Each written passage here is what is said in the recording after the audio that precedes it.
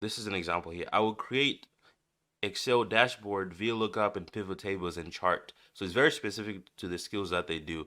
So you can click on this, their service, and you can, they have like a little video here, maybe of what they do. I'll play this. Hopefully it doesn't get. So they're essentially just showing their work. Can I skip around this? There it goes, like dynamic charts and stuff like that. And then you have their pricing here, so you can see that it's pretty easy here. So they deliver in one day, you get 2 revisions, and you pay $5. So some people might have more, you want, so this is the basic. You have like standard, you have premium. You can charge more. You can see that, how the price jumps from, what is it, $5 to $80, right? A lot of people are gonna opt for maybe the medium.